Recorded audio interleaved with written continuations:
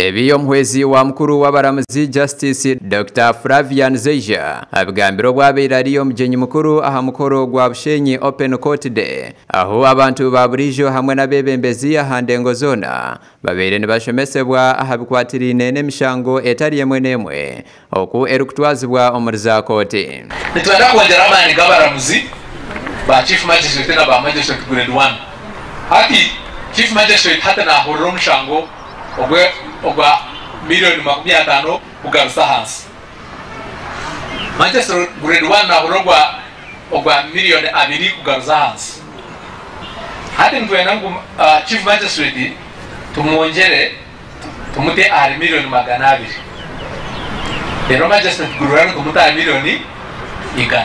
Justice Dr. Flavian Zeija agarukire yajumirira oburugwenguzi oburengeserize omurba lawyers wanyuma yo kushangangu nibashaba esente ezirengeine abaru ku bantu barondera oburinganiza omuriza koti. Kwe mpatwereza abantu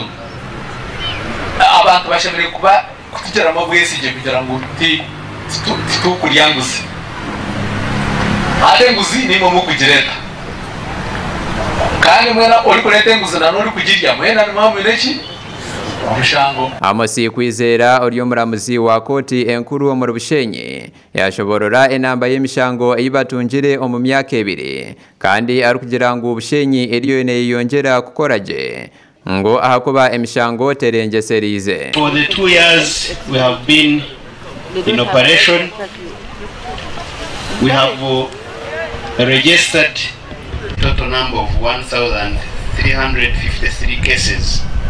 This culminates into almost 2 cases every day, including weekends.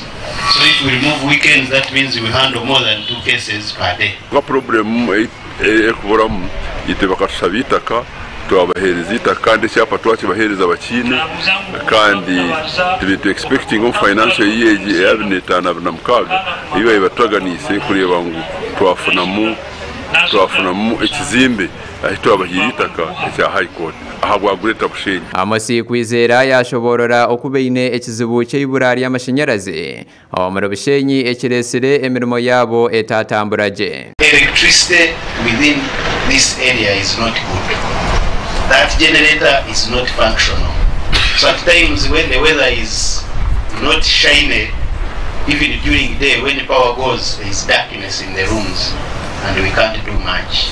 So we appeal to judiciary if we can have alternative source. Zeija agarukire yaraganisa okubarukuza kubaretera obuhereza obwa mobile court obureje kubayamba omukushikabura hamwe ekirayambe abantu babutosha batajire kutekamo esente nyingi barukuronda oburinganiza. Mobile courts nzagura mobile court nediye motoka eyine mwezi nk'ekitwera kuko kure ekitwera ateja kitwera omunda neri court ehwire emuza computer eri ma kushitama eraba awumuramuzi kushitama ngeni bajombeka ine na izura yagwa herona ba na ambrera y'abantu kushitamaho byona nibabikorirwa mu gihe cy'omotoka mwene nzakuzitandike zo kugira ngo hatike emishango meto bashanga imuri. Gasha kwa Olivia Nasasira omuri Bushenyi.